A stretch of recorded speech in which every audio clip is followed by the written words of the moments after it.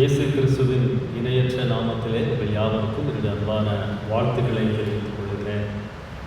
ஆண்டவர் தருகின்ற சமாதானமும் சந்தோஷமும் உங்கள் வாழ்க்கையிலே நிறைவாய் காணப்படுவதாக.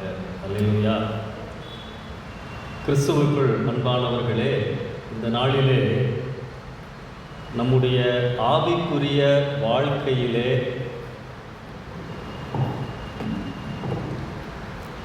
அடிக்கடி ஏற்படுகின்ற ஒரு நிகழ்வை உங்கள் மத்தியிலே நான் பகிர்ந்து கொள்ள விரும்புகின்றேன்.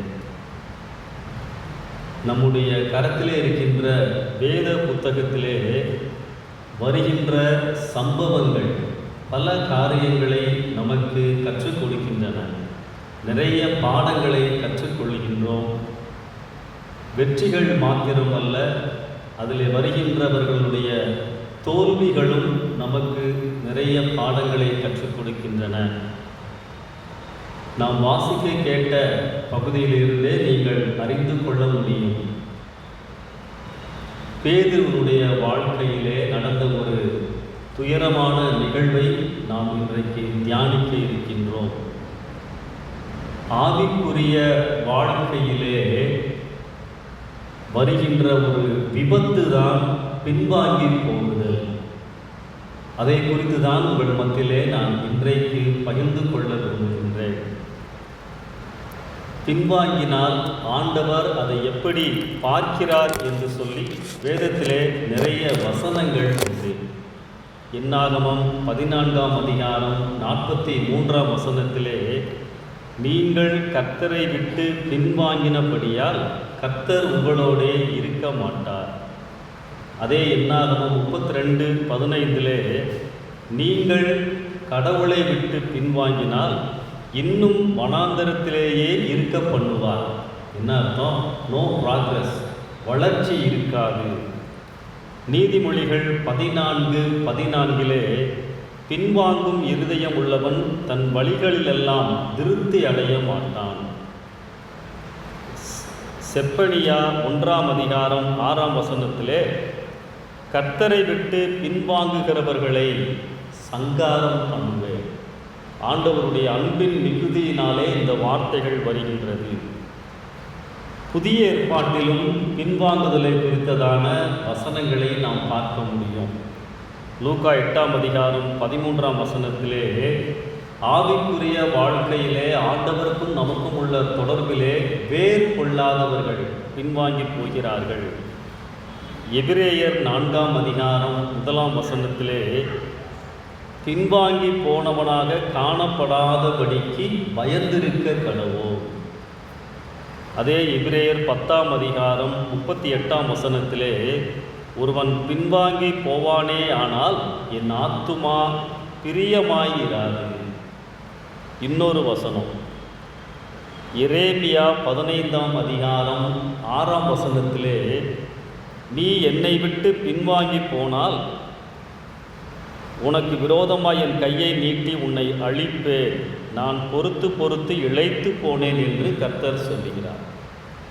அன்பானவர்களே, இந்த வசனங்களை எல்லாம் நாம் நினைத்து பார்க்கின்ற பொழுது பின்வாங்கி போவது ஆண்டவருடைய பார்வையிலே எவ்வளவு ஒரு பரிதாபமான காரியம், பாவமான காரியம் என்பதை நாம் அறிந்து கொள்ள வேண்டும். நானும் நீங்களும் எப்பொழுதுமே ஆண்டவரோடு நல்ல உறவிலே இருப்பதற்காகத்தான் அழைக்கப்பட்டிருக்கின்றோம்.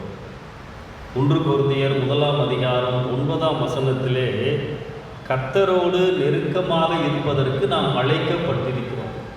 அவரோடு ஐக்கியமாய் இருப்பதற்கு அழைத்த ஆண்டவர் உண்மையுள்ளவர். தந்தை மகன், தந்தை மகள் உறவு நெருக்கமானது. பேதுருவுடைய வாழ்க்கையிலே நடந்த ஒரு விபத்தை நாம் இன்றைக்கு தியானிக்கின்றோம். பேதுருவை குறித்து நாம் நிறைய காரியங்களை நேர்மறையாக அறிந்திருக்கின்றோம். துடிப்பான சீசன், உணர்ச்சிகளை வேகமாய் வெளிப்படுத்துபவன், இயேசுவை நன்றாய் அறிந்தவன், இயேசுவையே ஒரு கட்டத்திலே கடிந்து கொண்டவன். மத்தேயு 16ஆம் அதிகாரம் 15 முதல் 22 வசனங்களிலே இயேசுவை கடிந்து கொள்ளுகின்றார். யோவான் 6ஆம் அதிகாரம் 67, 68 வசனங்களிலே நீங்களும் போய்விட மனதாக இருக்கிறீர்களோ என்று கேட்டபொழுது பேதுரு சொல்லுகிறார், யாரிடத்தில் போவோம் ஆண்டவரே? நித்திய ஜீவ வசனங்கள் உம்மிடத்தில் உண்டு. லூக்கா 9ஆம் அதிகாரத்திலே 28 முதல் வருகின்ற வசனங்களிலே மறுரூப மலையின் அனுபவத்தை பெற்ற 3 சீஷர்களில் பேதுருவும் ஒருவர். மார்க்கு 14ஆம் அதிகாரம் 29ஆம் வசனத்திலே எல்லோரும் பின்வாங்கி போனாலும் நான் கண்டிப்பாக இடரல் அடைய மாட்டேன் என்று சொன்னவர். ஆனால் இயேசுவை அவர்கள் பிடித்ததற்கு பிறகு நடந்த நிகழ்வுகளின் மத்தியிலே அவர் இயேசுவை எனக்கு தெரியாது என்று சொல்லி மறுதலித்து போனார் என்று சொல்லி நாம் பார்க்கிறோம். அந்த நேரத்திலே ஒரு அசைவு, ஒரு பின்மாற்றத்தை நாம் பார்க்கின்றோம். பேதுரு ஆண்டவருக்கு உண்மையாய் இருந்தவர்தான், அதற்கு பிறகு வல்லமையாக ஊழியம் செய்தவர்தான். ஆனால் அந்த நேரத்திலே தவறிவிட்டார். அநேக சமயங்களிலே நம்முடைய வாழ்க்கையிலும் கூட இந்த விதமான சில காரியங்கள் நடைபெறுவது உண்டு. விழுந்து விடுகின்ற, வீழ்ச்சி அடைகின்ற சம்பவங்கள். பேதுருனுடைய அந்த நேரத்திலே நடந்த சம்பவங்களை நாம் தியானித்து பார்ப்போம் என்று சொன்னால், ஏன் பேதுரு ஆண்டவரை மறுதலித்தார் என்பதை நாம் அறிந்து கொள்ள முடியும். முதலாவது காரியம், மத்தேயு 26ஆம் அதிகாரம் 37 முதல் 43 வசனங்களிலே கெத்செமனே தோட்டத்திலே இயேசு கிறிஸ்து தனியாக 3 பேரை கூட்டிச் செல்கின்றார். என்னோடு ஜெபியுங்கள் என்று சொல்லிவிட்டு கொஞ்சம் தள்ளி போய் ஆண்டவர் ஜெபிக்கின்றார். திரும்பி வருகின்ற பொழுது பேதுருவும் மற்றவர்களும் தூங்கிக் கொண்டிருக்கின்றார்கள். இதே பதிவை மார்க்கு 14ஆம் அதிகாரத்திலும் நாம் பார்க்கின்றோம். 37, 38 வசனங்களிலே பேதுருவையே பார்த்து ஆண்டவர் சொல்லுகிறார், பேதுருவே, 1 மணி நேரம் நீ விழித்திருக்க கூடாதா? அப்ப ஏன் பேதுரு பின்வாங்கினார்? முதலாவது காரணம், ஜெபிக்க வேண்டிய நேரத்திலே தூங்கினார். அதை நாம் அறிந்து கொள்ள வேண்டும். ஜெபக்குறைவு பலக்குறைவு என்று சொல்லுவார்கள்.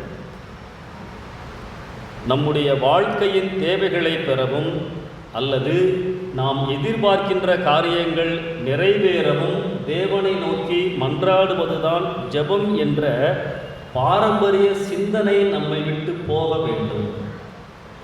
ஜெபம்னா என்ன நினைக்கிறோம்? ஆண்டவரிடத்திலே நம்முடைய தேவைகளை, நம்முடைய விருப்பங்களை சொல்லுவதுதான் ஜெபம் என்று நினைக்கின்றோம். அது மாத்திரம் அல்ல, ஜெபத்தின் நோக்கம் அது அல்ல. நம் நிறைவுகளுக்கு மத்தியில் தேவனை விட்டு தூரமாகி விடாமல் இருக்க, நம்மை காக்க ஜெபிக்க வேண்டும். குறைவுகளுக்கு மத்தியில் மனம் சலித்து போகும் பொழுது தேவனை விட்டு விலகாமல் இருக்க நாம் ஜெபம் செய்ய வேண்டும். பேதுரு மாம்ச பலவீனத்திலே தூங்கினதினாலே ஆவிக்குரிய பலனை அவர் இழந்து போய்விட்டார். தானியேல் சிங்கக்கெபிக்குள் வரவும் அவர் தயார் நிலையிலே அவர் இருந்தார். வெறும் வைராக்கியம் அல்ல, ஜெப வாழ்க்கை தானியேலுக்கு மன வலிமையை கொடுத்தது. அதைத்தான் நாம் அறிந்து கொள்ள வேண்டும். நம்முடைய வாழ்க்கையிலே அவசியமாக இருக்க வேண்டிய ஒரு காரியம் ஆண்டவரோடு உறவாடுகின்ற அனுபவம். யாத்திராகமம் 34ஆம் அதிகாரம் 2ஆம் வசனத்திலே, விடிய காலத்திலே நீ ஆயத்தமாகி என்னை வந்து சந்திக்க வேண்டும். மோசேயினிடத்திலே ஆண்டவர் சொல்லுகின்ற வார்த்தை. ஜெபம் இல்லாத வாழ்க்கை எவ்வளவு தவறானதோ அதே போல ஏனோதானோ என்ற ஜெப வாழ்க்கையும் தவறானது. ஜெபம் ஒரு பக்தி கடமை அல்ல, விசுவாசிகளின் மிகப்பெரிய தேவை. அது ஆவிக்குரிய ரீதியான யுத்தம் என்பதை நாம் அறிந்து கொள்ள வேண்டும். நம்முடைய கட்டுப்பாட்டிற்குள் வர தேவ பலன் நமக்கு தேவை. அதிகாலை நேரம் நாம் அவசியமாக தவறவிடக்கூடாது. அதிகாலை நேரம் ஜெபிப்பதற்கு சரியான நேரம். அதிகாலை நேரம் செயல்பட பலன் அளிக்கின்றது, ஏற்றுக்கொள்ள பலன் அளிக்கின்றது, பொறுத்து கொள்ள பலன் அளிக்கின்றது. அதிகாலை நேரம் ஆண்டவருக்கு நாம் கொடுப்பதற்கு எப்பொழுதும் ஆயத்தமாய் இருக்க வேண்டும். நான் சில காரியங்களை கேள்விப்படுகிறேன், குறையாக சொல்லவில்லை. 4:30 மணிக்கு 5:30 மணிக்கெல்லாம் மொபைல் ஃபோன் வழியாக கூட்டு பிரார்த்தனை நடைபெறுகிறது. காலை நேரம் ஆண்டவருக்கு நான் தனியாய் செலவழிக்க வேண்டிய நேரம். 1 மணி நேரம் அதில் ஜெபிக்கிறார்கள், நல்லது. ஒருவேளை 4:30 மணிக்கு முன்பதாக அவர்கள் ஜெபித்திருக்கலாம், நல்லது. 5:30 மணிக்கு பிறகு ஜெபிப்பதும் நல்லது. ஆனால் இந்த கூட்டு ஜெபத்திலே மாத்திரம் கலந்து கொண்டு என்னுடைய அன்றாட வேலைகளை நான் ஆரம்பிப்பேன் என்று சொன்னால் அது மிகப்பெரிய தவறு. ஆண்டவரும் நானும் தனியாக நேரம் செலவழிக்க வேண்டும்.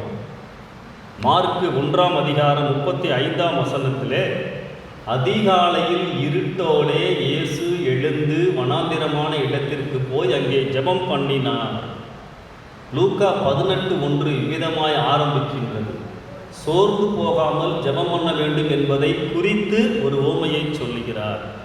ரோமர் 12:12 பின்பகுதியிலே ஜெபத்திலே உறுதியாய் தரித்திருங்கள்.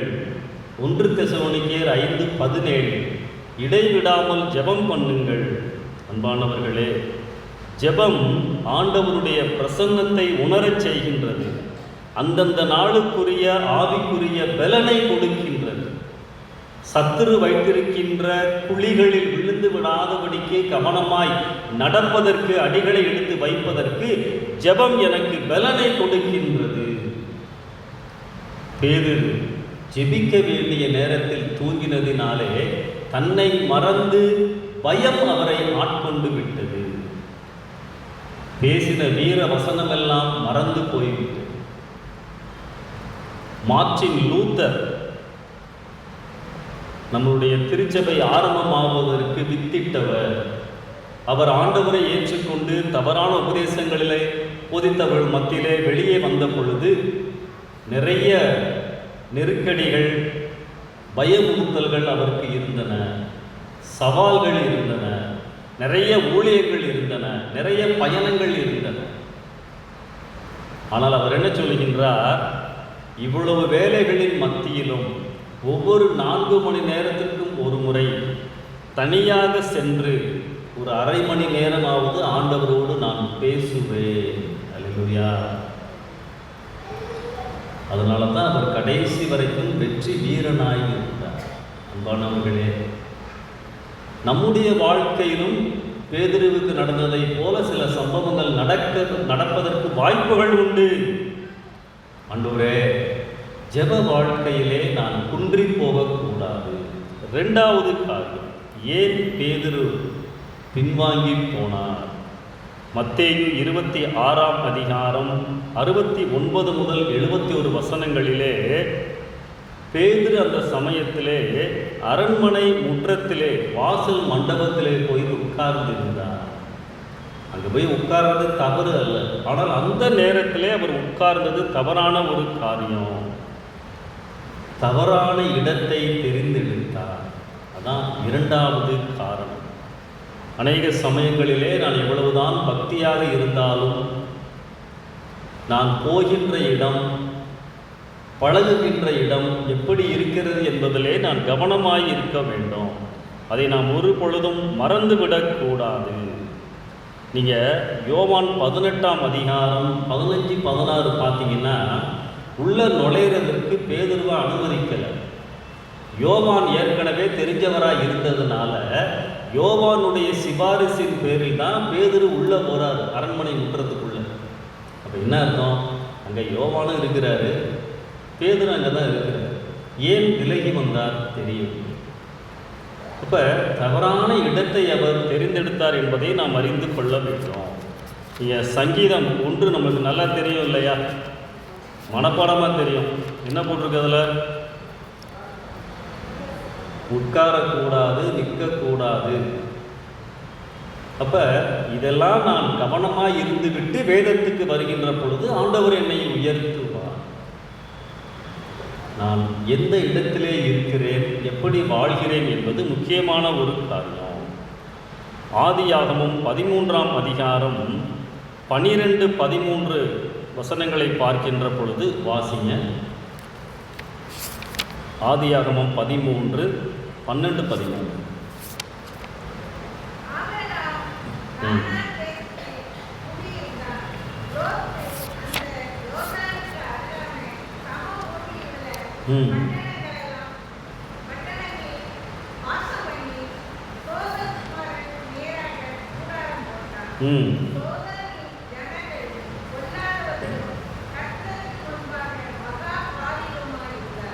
ஸோ லோத்து ஒரு தவறான இடத்தை தெரிந்தெடுத்தார். பார்க்குறதுக்கு நல்லா இருக்குது, செழிப்பாக இருக்குது, எனக்கு உலக பிரகாரமான ஆசீர்வாதங்கள்லாம் கிடைக்கும் என்பதைத்தான் பார்த்தாரே ஒழிய பக்தியுள்ள மக்கள் அங்கே இருக்கிறார்களா என்பதை அவர் கவனிக்கவில்லை. இன்னொரு வசனம், அதிலே 19ஆம் அதிகாரம் 1 வசனம் வாசிக்கும். ஆதியாகமம்.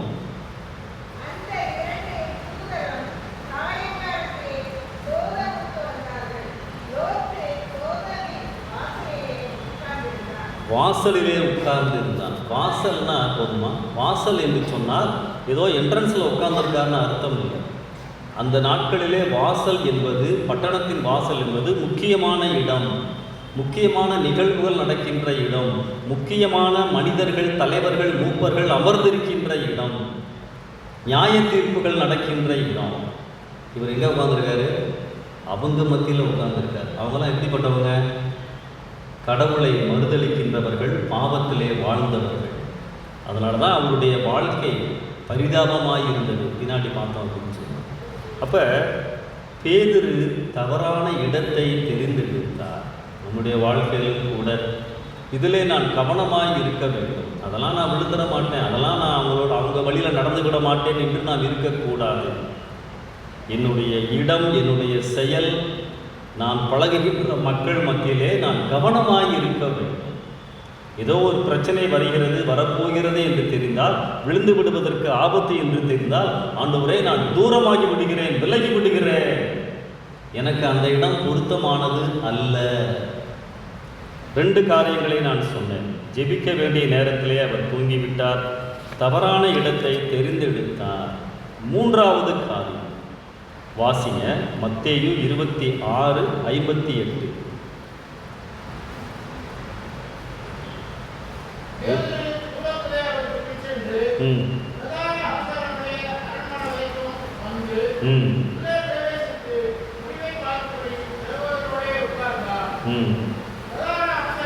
மத்தேயு 26:58.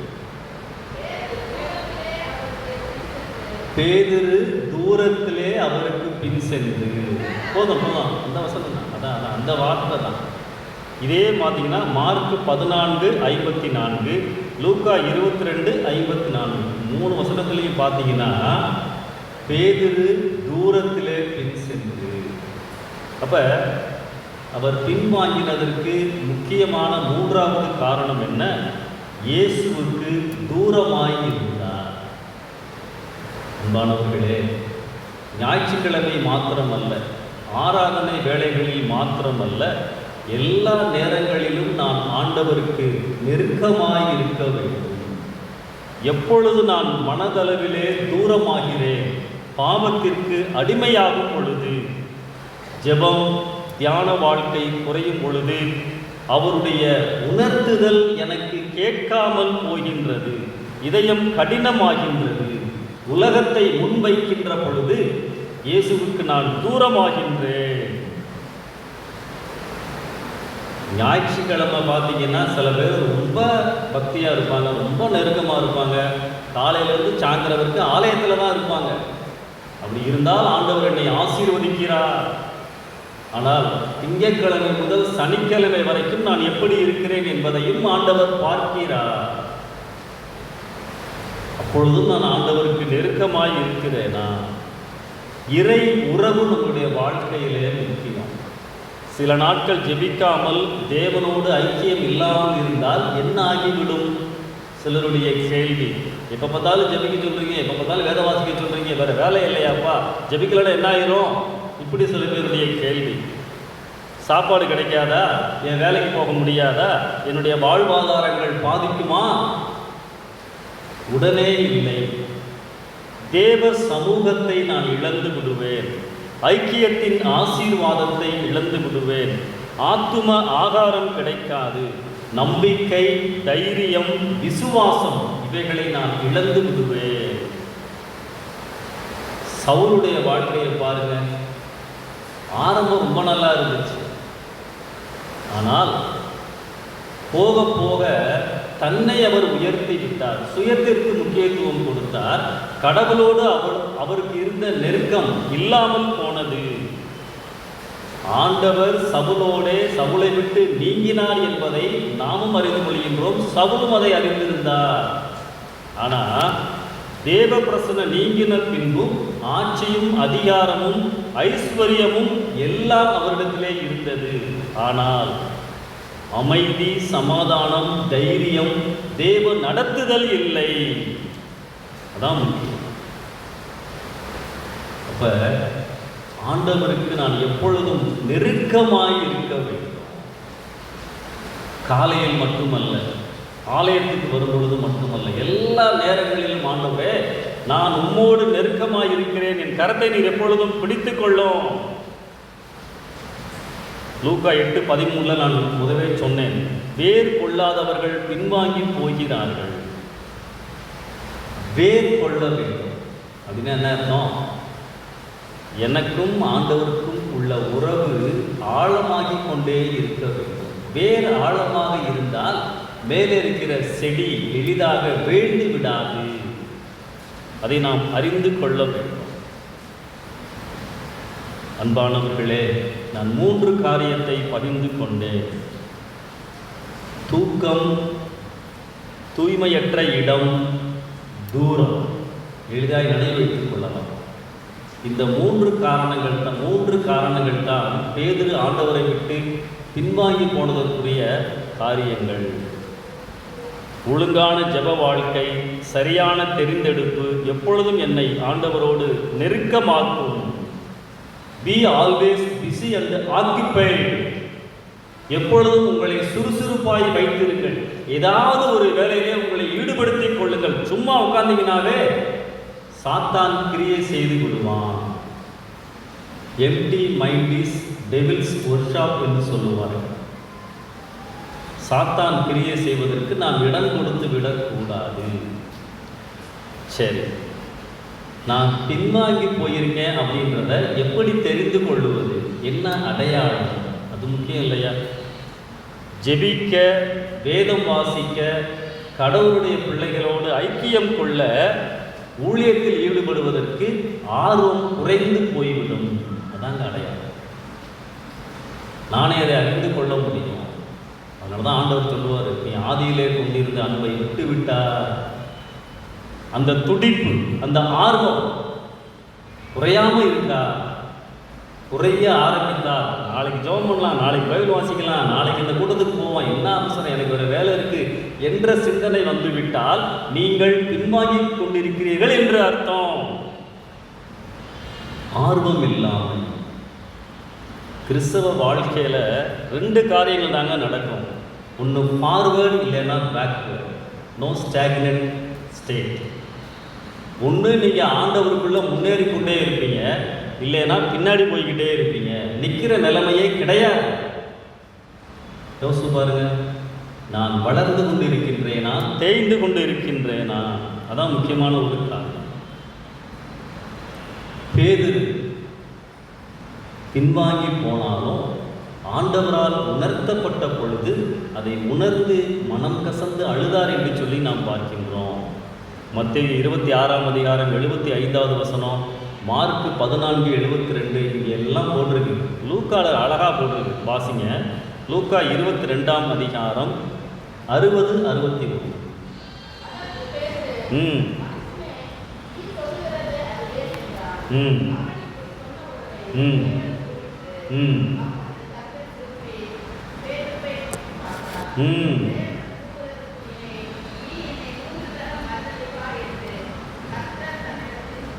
வசனத்தை, ஆமென். என்ன அருமையான காட்சி பார்த்தீங்களா? நீங்கள் இந்த லூக்கா வந்து ஆரம்பத்தில் எழுதியிருப்பார், நான் எப்படி எழுதுனேன்னு சொல்லி. 1ஆம் அதிகாரம் ஆரம்பம் பார்த்தீங்கன்னா, கண்ணாரை கேட்டும் விசாரித்தும் நான் இதை எழுதுகிறேன்னு சொல்லியிருப்பார். அப்போ பேதுருக்கு இதை கேட்டிருப்பார் இல்லையா, பேதுருக்கு சொல்லி தான் அது வெளியே வந்திருக்கு. பேதுருக்கு சொல்லியிருப்பார் இல்லையா, லூக்கா நான் இந்த மாதிரி பண்ணிட்டேன், இந்த 3ஆவது தடவை மறுதளிச்சப்ப இயேசு என்னைய பார்த்தாரு பாருங்க, ஒரு பார்வை, அப்படியே உடைந்து போய்விட்டேன். அழகா வசனம் பார்த்தீங்களா, ஆண்டவர் சொன்ன வசனத்தை நினைவு கூர்ந்தான். ஒருவேளை நான் பின்வாங்கி இருந்தாலும் கூட வசனத்துக்கு நேராய் வருகின்ற பொழுது, உணர்கின்ற பொழுது, ஆண்டவர் என்னை ஏற்றுக்கொள்ளுகிறவர் மாத்திரமல்ல, பயன்படுத்துகிறவர். அல்லேலூயா. அன்பானவர்களே, 3 காரியத்தை நான் பகிர்ந்து கொண்டேன். தூக்கம், தூய்மையற்ற இடம், தூரம். நம்முடைய வாழ்க்கையை நாம் ஆராய்ந்து பார்க்க வேண்டும். வளர்ந்து கொண்டு இருக்கிறேனா, தேய்ந்து கொண்டு இருக்கின்றேனா? இந்த 2ல் 1 தான் நம்முடைய வாழ்க்கையிலே நடைபெற்று கொண்டே இருக்க வேண்டும். கடைசியாக ஒரு வசனத்தை வாசிக்கலாமா? 2 ராஜாக்கள் 18ஆம் அதிகாரம் 6வது வசனம் வாசிக்க. எசேக்கியா ராஜா.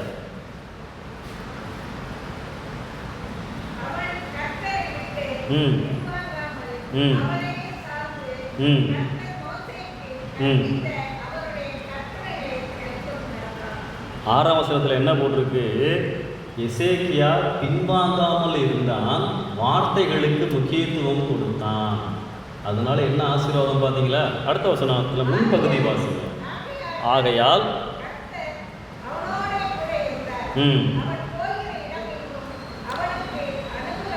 ஆமென். போதுமா? பின்வாங்காமல் இருந்தபடியால் கர்த்தர் அவனோடு இருந்தார், அவன் போகிற இடம் எங்கும் அவனுக்கு அனுகூலம் ஆயிற்று. அல்லேலூயா. அன்பானவர்களே, பின்வாங்குதல் ஆண்டவருக்கு பிரியம் இல்லாதது. பின்வாங்காமல் ஆண்டவருக்கு எல்லா நிலைகளிலும் முக்கியத்துவம் கொடுத்து வாழ்கின்ற பொழுது, ஆண்டவர் என் வாழ்வின் எல்லா சூழ்நிலைகளையும் எனக்கு அனுகூலமாய் மாற்றுவார். அப்படிப்பட்ட கிருபைகளை ஆண்டவர் தருவாராக. கண்களை மூடி ஜெபிப்போம்.